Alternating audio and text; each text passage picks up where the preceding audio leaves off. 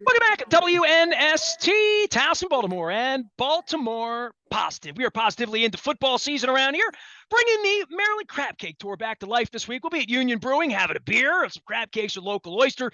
This week, it's all brought to you by the Maryland Lottery in conjunction with our friends at Window Nation and Goodwill, and of course, Restaurant Week, where I hope everybody goes out and eat your face off and support local businesses here from the 16th to the 25th of the month all over the state.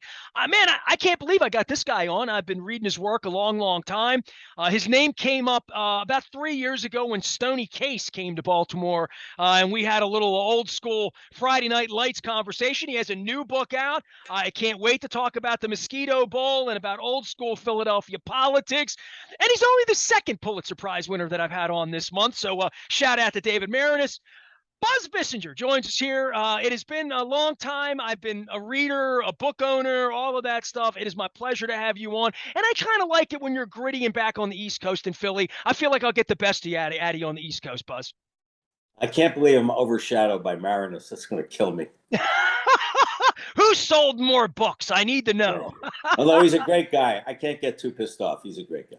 Well, you've got a new book out, and I would just begin by saying, I mean, you were this decorated investigative journalist. I had David Simon on earlier. I worked at the Baltimore Sun when you were winning Pulitzers in the late 80s. That's my background as a journalist from 35 years ago. But everything you do has some sort of like sports bent and some sort of greater overtone. And this one sort of has the full Monty, right? Like Pearl Harbor and a war and almost 100 years ago. And I often ask, what's the seed of writing about something that's 80 years old, Buzz? Well, the seed of writing is a lot of prayer, a lot of hope, in all seriousness, just keeping at it, keeping at it. Well, the fun part of being a journalist is the digging. You were a journalist, it's the hunting, it's the pecking, it's you hunt and hunt and you hunt, and you get, it's a dead end. And then finally, one day, a little strand, and you pull on it, becomes a string, then it becomes a rope. That's what keeps you going. So I did love doing the research. Look, the Mosquito Bowl was about what was then a actually kind of legendary football game that was played between two regiments of the Marine Corps on Christmas Eve of 1944. These guys were loaded.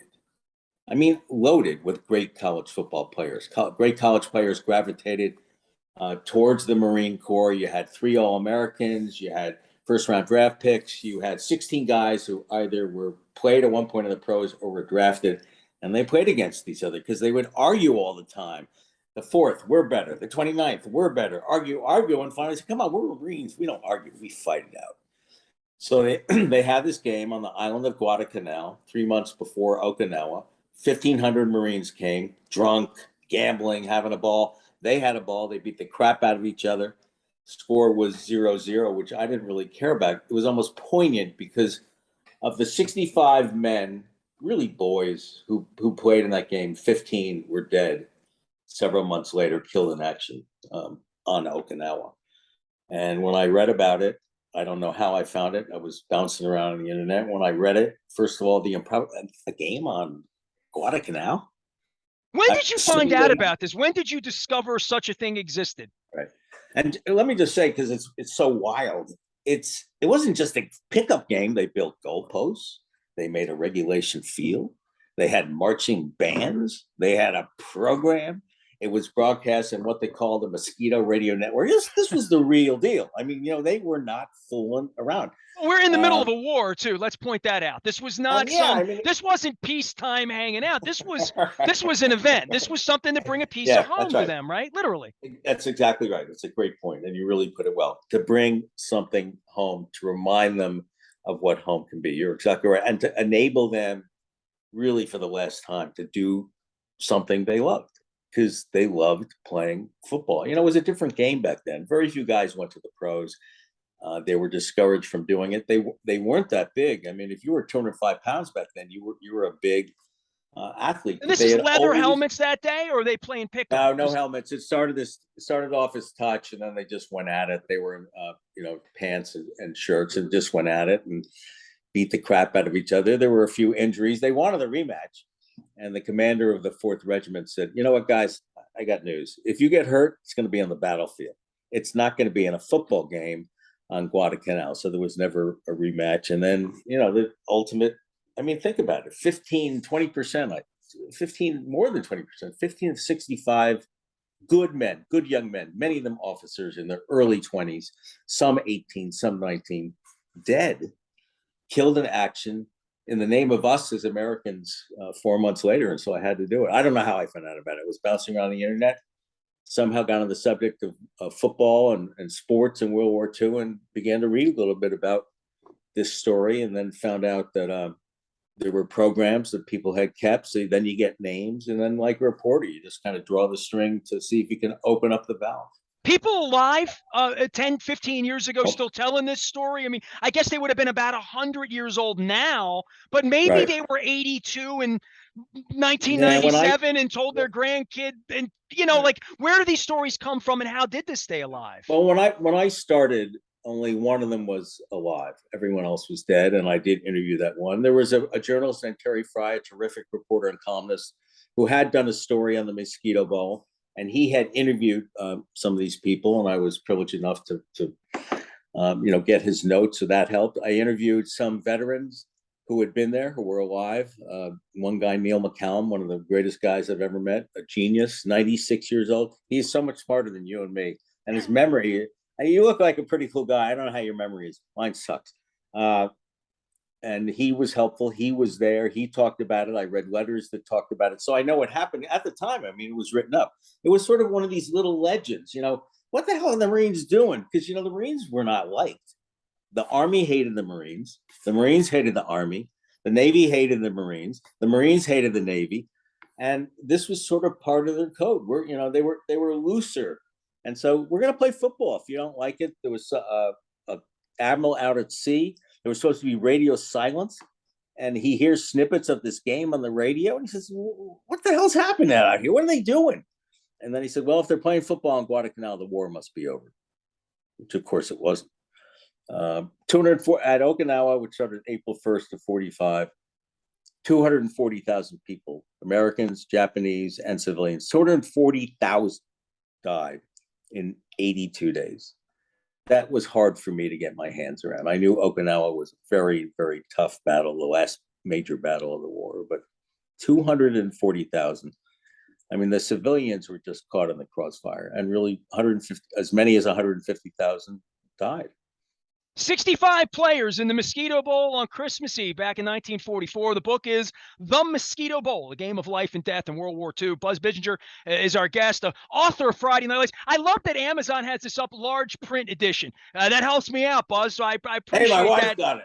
Hey, I want to ask you, this is the obvious for me. Like, my old man was born in 1919, Scranton, Pennsylvania, played Pete Gray, like all of that, Babe Ruth at Yankee Stadium, all that. But I'm thinking at this particular point, you mentioned how many of these young men who were in the Marines were hard asses and football players and leather helmets and all that, 1935 Massillon and like all of that stuff that I see when I'm out at the Hall of Fame in Canton. But I would think that a baseball game probably would have been more likely to be picked up, right? I mean, in my mind in the 40s, I think football was like a niche sort of closet sport for rough and tumbles. Baseball was the grand American, everybody played. And I think about Ted Williams going to war and like all of that. I'm thinking, why not a baseball game? Why a football game? Ted Williams was forced to go to war, by the way. Of course, he tried to get out on a family hardship, and the reaction was so horrid. At least it wasn't bone spurs. I'm just saying, Buzz. Right. That's all I'm saying. Right. And in Ted Williams' defense, he was a great pilot in the Korean War. It's interesting. Look, baseball barnstorming teams, both in the Pacific and European theaters, were a big, big deal and a great source of entertainment to the guys. My sense is, in the core, football occupied a niche, but you got to remember, college football was a big deal back then. It was much bigger than pro football. So there were these epic encounters, Army versus Notre Dame. Notre Dame was huge. Even in the war years, was still able to travel and would get 50 or 60,000 people. And so there was a group that, just loved to play football. And in a given time on Guadalcanal, because, you're training hard, but there's free time. You play volleyball, you play baseball, you play football. Sports was really, really important to the Marines. One of the great things that saved them, they would get sports pages sent to them constantly, and they wouldn't be that old. They'd be 3 or 4 days old. So you're reading about baseball, you're reading about football, you're getting to hear some of the big football games on armed service forces radio. So it really was part of the Marine consciousness and, the national consciousness. You got to remember the Army teams of 1944 and 45 with Blanchard and Davis, Mr. Inside and Mr. Outside, were legendary, but there was a reason for that. The best place, this was the most shocking thing of all, I guess, and it had been written about briefly, but then I drew it out. The best, if you wanted to play football and continue your career and not get drafted, the best place to go was West Point. Because West Point offered a 3-year exemption. They felt that was the minimum amount of time that an officer needed for training. Meanwhile, you have all these 90-day wonders going to officer training school, and then they're out on the field. How is it possible for West Point, of all places, to field these great football teams in which your pitch is you want to be drafted or you want to play for Army? Well, what's the choice? You're going to play for Army, and a lot of these guys in the 40s went in, so they never went into service, at least during World War II. Some of them, some guys, between the eligibility rules, played college football for 7 years. 7 years. Barney Poole, 2 years at Mississippi State, was recruited by Army. And Red Blake went to Army for 3 years, flunked out right before the 3 years. So he was exempt from the military requirement. Went back to Mississippi State for 2 years because you were allowed then. And then played for the New York Giants. I mean, he saw no service at all. He was insulated. And it's not pointing out Barney Poole, but this was true of all the football players who went to Army. And I always tried to figure out, why was Army football so good in 1944? Why was it so good during the war? You would think they wouldn't even have had football. And through this book, I discovered the reason. Buzz Bissinger always getting to the heart of stories since his days at the Philadelphia Inquirer as a Pulitzer Prize winning journalist. All right, so I followed your career. I gave you the Stoney Case reference. He's an old buddy of mine from Odessa Permian. Where is he? He still living in Dallas. So he called. I got a funny Stoney Case. Called me about 4 years ago before the plague. And he said, "Hey, I'm coming into town this week. The Ravens have called me to be a quarterback in the halftime thing, that they're doing for charity or whatever." Kadri Ishmael blew his knee out doing that. And we're walking through the city. He had his son. His son never saw him play ball, right? His son's like a teenager at the time, but came after Stoney's career. And we're just talking, walking through. He's like, "Hey, man, when my phone rang this week, I thought they must be pretty desperate to be calling me. They must really need a quarterback." But Tony was a great. Yeah, I mean, but he was a part of he was on that team, but the understudy, right, from your book, right? Well, yeah, I mean, Stoney, I remember, he was a great kid. He was a good quarterback. And I honestly think politics was involved. They didn't want to start a junior over a senior, Mike Winchell, who was a terrific kid. I remember Stoney having a great arm. He wasn't the fastest person in the world, as I remember, but I looked at his college career. I think he went to New Mexico State, and then played for the Cardinals, and then ended up with the Ravens. And I was proud. I don't know what he thinks of me in the book, but I thought, man, this is really cool. Stoney made it, man. He made it to the show. Rex Ryan loved him. Rex Ryan loved Stoney. He did. Did he? Oh, yeah. Tough. That was his guy. It was his sponsor, and to get him in. And he played with the Lions a little bit. But Friday Night Lights always comes back to you. And for your career, I mean, the Will Leach thing, all of that stuff, but just journalism. And who's asking the questions? I had my press pass taken 3 days ago by the Baltimore Ravens after 26 years. What? So I'm sort of fighting. Yeah, it's insane. I wrote 18,000 words on it. It's insane. What? But nonetheless, what's happening to journalism and journalists and sort of the intimidation, bullying, access for money or access for privilege or access for, all of that's going on. And there's so much money in sports. But you love sports. I mean, when you write a book, it always has something that involves a game in it, Sports sucks us in no matter what, doesn't it? It does. It does suck us in. And I've always liked to think, someone who read the book said to me, said, and it was a woman who said, "I don't really care about football. I really don't care about war. But I loved your book." And the point is, I want to take sports and make it into a cultural, sociological phenomenon. I'm not really interested, in the games, except to the degree they may add and enhance the narrative. But you hit on something. It's all controlled now. You watch the Jordan documentary, which is terrific, but he's an executive producer. So he's going to decide what gets in and what stays out. But for us reporters, the worst thing is we've been X'd out.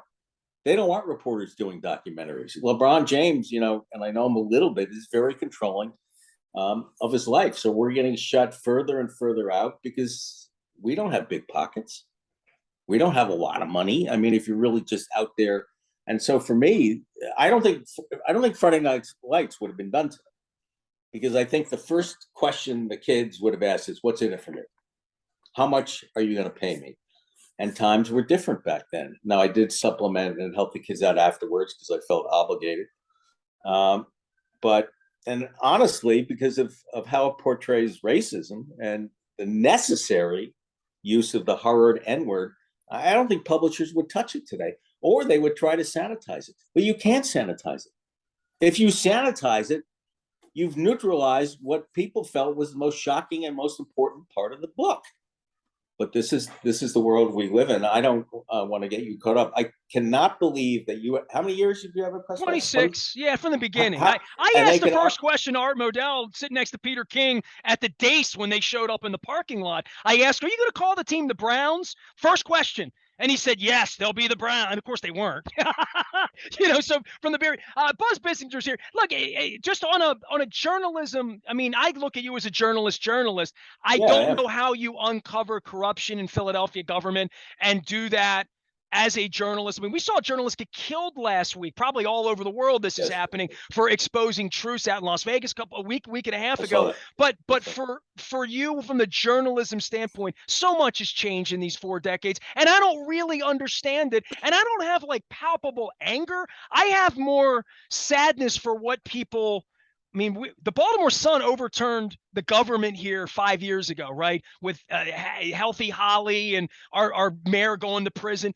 If there's no journalism, I don't know. It's sort of the linchpins of holding society together in a much larger way than maybe I understood it 4 decades ago. No, I mean, I think you're right. I mean, you were fortunate. You worked with the Sun. The News American first, then the Baltimore Sun. Well, we hired some great people from the News American. Mark Bowden, who was phenomenal. Butch Ward, who was phenomenal. How about that Peter Pasquarelli guy? He didn't suck. No, he was good. And the News American was like the Philadelphia Daily News. Your coverage of the city was much better than the Sun, and that was true of the Inquirer. But if you wanted investigative reporting, look, I with 2 other reporters spent 2.5 years on a single story. This was on corruption in the Philadelphia court system. It was a hard story to get at. 2.5 years. That's it. 2 of us. That's it. That was the commitment shown by the paper. And the feeling of the legendary editor Gene Roberts was, you take as long as you need to take.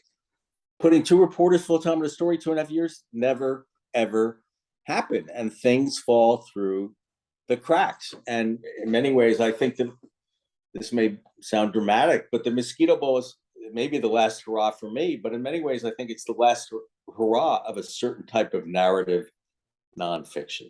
I think books are getting shorter and shorter. More and more authors really are writing things or podcasts because they want it sold to television or film. I'd love it because I want the money. But I didn't write this to be a film. If I did, I would have cut out what I feel is a really important part of the book is to talk about war, to talk about aspects of war that we don't think about that affect a man's life and affect the lives of the guys I'm writing about, to really get at what the Marines faced in contested amphibious assault, the strategy involved, but the horror involved. And when you're going up on a defended beach, and the Japanese are dug in and you can't see them. And they're brilliant. Literally, with each battle towards the end, they go further and further and further underground. People are going to get decimated. And living and dying, as it's shown in the book, is often a matter of luck and sometimes a matter of understandable, but really bad command decisions that cause men to die. I think in some cases unnecessarily. Well, and to sanitize that for made for television is a whole different thing, right? Yeah. And, look, everyone points to, I learned this. I actually say this in the book. As much time as I spent, I don't think anyone who has not been there can really understand what they went through and how they got off those transports and went on these little Higgins boats to shore. I think that's a part of us. My father was there. I mean, I found this during the book. He was at Okinawa. I knew that. He was a rifleman. He was on the front line. He did all the things that I describe in the book. And to this day, and he never talked about it. I didn't know a lot about it. And I'm That's a incredibly code, isn't it? My father-in-law fought in Vietnam. I could never get him to talk about it. Neither could yeah, my wife. because they saw too much. They saw too much, and they want. I don't want to speak through that, but I want to get on with my life. I don't want to dwell on this. My father served because he had to serve. It wasn't like he fought. Life was different back then. The Japanese were our enemy. They attacked us. It was an aberration in their culture, but they attacked us. They wanted to destroy us. Not to win, but to bring us. They thought Americans were weak. They thought our soldiers were weak. They thought America does not have the guts to fight in this war. And boy, did they turn out to be wrong. But in any case, they wanted to get on with their lives, and many of them did. It's one of the beauties of 15 men died, but 50 survived and got on with their lives. Took advantage of the GI Bill. Someone into the business, and understandably, a lot of these guys, I would say, about 15 to 20, became football coaches or athletic coaches. And I think that's great. They use football at the end. Football still was an indelible part of their lives. And the Navy, we think football is a game, blah, blah, blah. The Navy considered football to be the single best source of combat training. So they encouraged it. They allowed guys in officer training programs to continue to play, because what does it teach? And you may agree with it or not. In the Navy's, you discipline, teamwork, violence, playing through pain, and not quitting. And they felt these are essential qualities, and you can only get it through a physical sport. And they felt that sport was football. And that shows you how deep it goes as a training mechanism, not as, hey, Notre Dame's playing Army again, who do you like? That shows you how deep the sociological phenomenon of football goes in our culture. One of the privileges I have is to have great writers on. Buzz Bissinger is one of those. The Mosquito Bowl is a new book, a game of life and death in World War II. All right, so look, I'm going to get about me for a minute. So I'm going to write this new column. I'm calling it, my name's Nestor. I'm calling it Columnist. Get it, Columnist? Because I'm an old school guy. So if writing a column in the modern era, and I've asked this of a lot of people like yourself who wrote columns or would think to write a column after a football game. What's a modern column? What matters from a writing standpoint on a daily? I guess you would say bloggers. If you were blogging, what would be the most important thing that you would say as a writer, other than being a good writer and compelling? What needs to be topicality at this point in a sports? I don't want to get into the Leach argument. I actually have a lot of respect for Will. Will's done great things. He's really talented as a columnist, but also as a novelist. But I think the kind of beautifully crafted stories that a W.C. Hines or a Red Smith or some of the old guys told so well, I think that's gone. Bill Lyons for the Philadelphia Inquirer was a marvelous writer. I think that's gone. I think what you criticize, and you may criticize on the basis of one play or two plays that become irrelevant the following week. It's this mad rush to judgment. Every week is a mad, ridiculous rush to judgment. And I listen to it. I like sports talk radio, but half the time I say, that's ridiculous. That's never going to happen. You're just taking a little thing and you are misleading the reader into thinking it's a lot more important. Like all this crap over Aaron Rodgers. Is he going to stay with Green Bay? Blah, blah, blah. He was having fun. He was playing games with the media, and they loved it because it was worth about 7 months of BS about whether he would stay with the Packers. Anyone could tell he was just playing along, but this is the fodder. Criticize. And then in the last two graphs, applaud some of the players. But look, I know. I was on Twitter and got 30,000 followers in about 2 weeks by criticizing the crap out of everyone. I knew if I acted just simply as an author and read my book, no. Criticize, be mean, be cruel, be vindictive. Nah, that's not my spirit, though. I can't do that. Well, it wasn't my spirit. And I quit. I said, you've become despicable. And I quit. I'm off Twitter. I agree. I hated what I was becoming, but I knew. And it's almost a test to see how do you, before I had like 100 followers, 100. Now I got 30,000 because I'm an asshole. Excuse my language. That's fine. I understand. I learned it.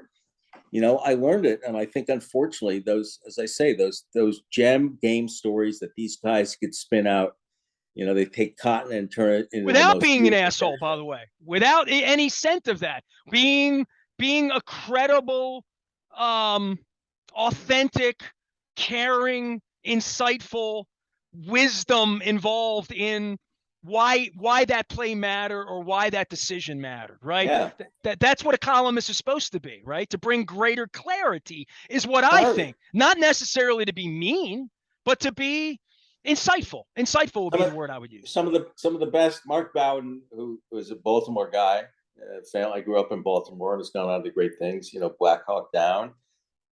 He's written many excellent books.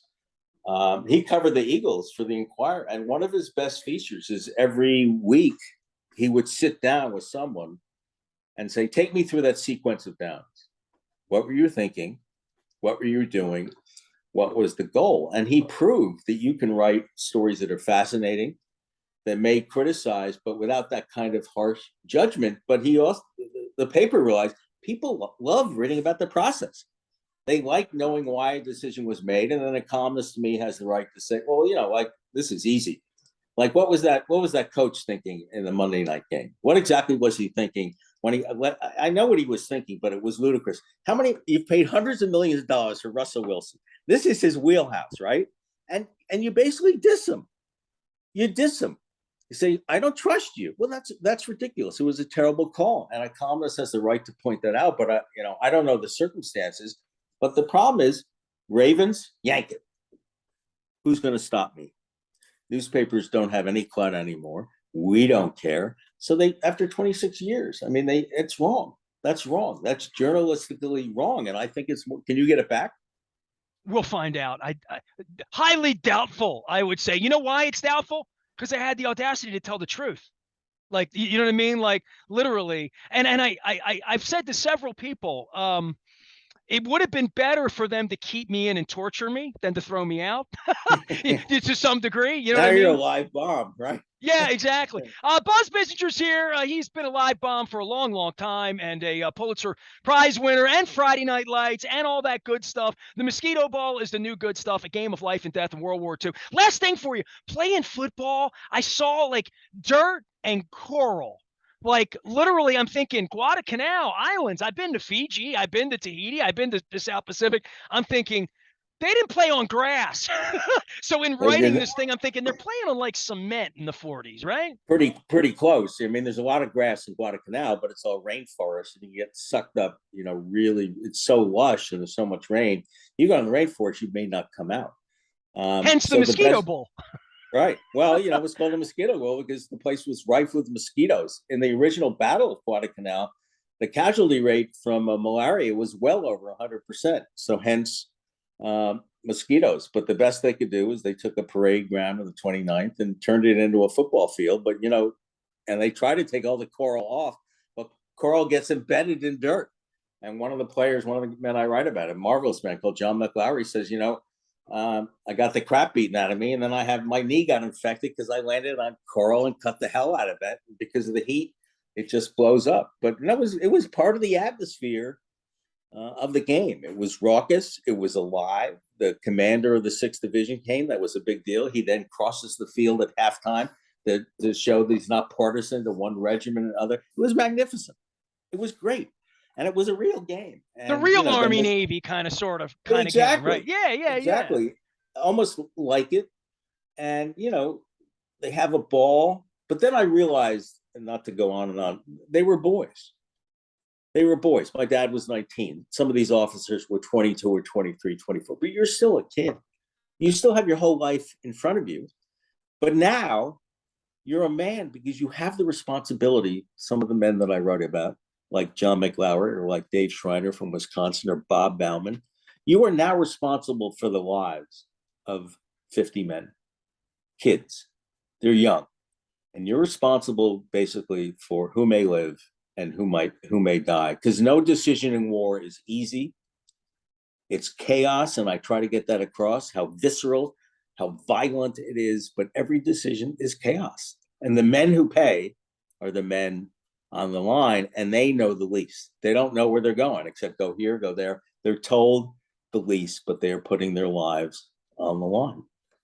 The Mosquito Bowl, go check it out. Get it in the large print edition if you're old like me and you need your readers. Buzz, it's been a lifetime to have you on. I appreciate it. I'm sure you and I sat at Veterans Stadium back in the 80s when I was a season ticket holder. When we lost the Colts, my friend adopted the Eagles, and I was an Oilers fan, but he had season tickets. He's like, come on up and I love the league. So I would go to 4 or 5 games a year. It's fun, We'd sit right? at the Penrose Diner. We'd park the car there right where that's what we do. Right where the Armory was, over at Passyunk Avenue. We walk down the Broad and Madison, get some pretzels, It was fun. Randall Cunningham, it was all good stuff. Hey, I appreciate your time. You've been very, very generous. Appreciate the mastery of your work and your craft and writing. I aspire to one day. I've written a couple of books, but nothing like Friday Night Lights. So I'm only 53. I still got some time left. You got a lot of time left. I'm 67, and I hope I think the Mosquito Bowl is my best book. It was my most complex book, and I want to end on saying, as good as Marinus' book was on Vince Lombardi, and it was brilliant, I outsold the hell of them with Friday Night Lights. So you let him know that. How'd the Obama book do? I don't know. I have to ask about all that. I want you to call him right now. He's a fabulous guy, and he's a really giving guy. A lot of people in journalism are not, but David is very, very giving in trying to help people, work their way up. He's a fabulous guy, but I still outsold the hell out of him. So. Well, Buzz, I would just say if I ever want to write well, I need to surround myself with Pulitzer winners. So at least thanks for adding to my collection. Some people collect bobbleheads but hey, appreciate you. Good luck with your book. Okay. Thank you very much. Come Thanks back for having and me visit on. sometime. We'll talk some more. All right. Thank you. Buzz Bissinger joining us here at the Mosquito Bowl, a game of life and death in World War II, available anywhere books are sold, which I hope would be everywhere. I am Nestor. We're putting together the Maryland Crab Cake Tour, bringing it back together. We'll be at Union Brewing on Friday with Adam. I'm going to be drinking Steady Eddie, Ed Reed beer, Ed Murray beer, all that good stuff. We're also going to be having crab cakes from the local oyster. It's all brought to you by our friends at Window Nation and Goodwill Industries, where they remind you Halloween's coming up, and Restaurant Week all over the state of Maryland. Had a chat with our next governor, Wes Moore, as well as comedian Mickey Coachella and Pam Wood over Costa, celebrating 31 crab cakes in 31 days. Back when I had a press pass. I'm Nestor. We are WNST, AM 1570, Towson, Baltimore, and we never stop talking Baltimore positive.